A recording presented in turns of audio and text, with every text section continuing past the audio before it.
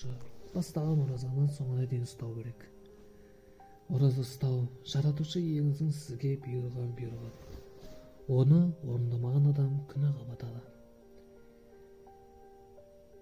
Ораза ұстамау ауыр күнә. О дүниеде күнәміз бен сауабымыз таразыға тартылып жатқан шақта, осы ұстаған оразамыз араға түсіп, бізді арашалап қалуға талпынады. Яғни шапағат етеді делінген хадистерде. Қиямет күні барлық адамзат Алланың алдында осы өткінші өмірде істеген істеріне есеп беріп жатқан шақта, күнәсін жуып шаюға жарар себеп, тозақ азабынан құтқарар тырнақтай болса да, ізгі амалдар таппай дал болатын тұста ұстаған оразасы жасағанға жалбарынып: «Уа ұлық Алла, мен оны күндіз ішіп жеуден және нәпсісін тойдырудан тыйдым, оған шапағат етуіме рұқсат бер» дейді деген. Яғни ол сенің разылығың үшін күні бойы күннің ыстығына қарамастан ішіп жеуден, төсектің ләззатынан өзін тыйды. Оның күнәсін кеш, пешке кіруіне рұқсат бер деп жалбарынады. Бұл дүние өткінші, көзді ашып жұмғанша қалай қартайғанымызды білмей қаламыз. 60 жыл болсын, мейлі 70, мейлі 80 жыл болсын, Құдайдың өлшеп берген өмірі өтеді де кетеді.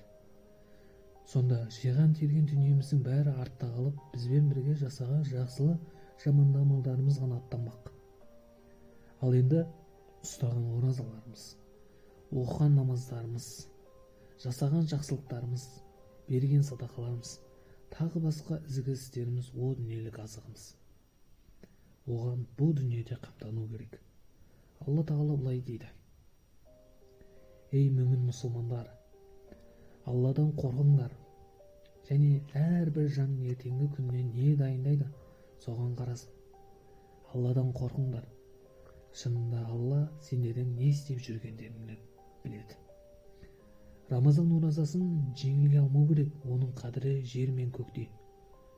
Алла Тағала бір құдси хадисте ораза мен үшін оның сауабын өзім берем десе, пайғамбарымыз саллаллаху алейхи уассалам Әбу Умама атты сахабаға: «Сен ораза ұста, оразаға тең келер құлшылық жоқ» деген.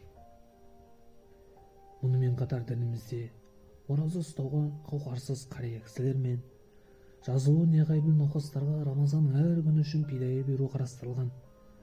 Ал оның шамасы келе тұра себепсіз ашып жүрген адамға кейінгі айларда 60 бойы тоқтамай үзбей ораза ұстау жазасы бар. Ал оған шамасы келмейтіндерге 60 пақырды тойдыру бұйырылған.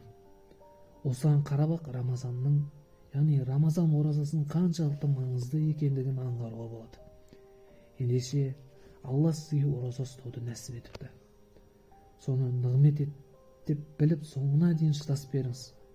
Алда-жалда ауырып ем қабылдау керек болып жатса, жаратушы Алла Тағалам оған рұқсат етеді және рұқсат береді. Кейін ол күннің қазасын өтейсіз.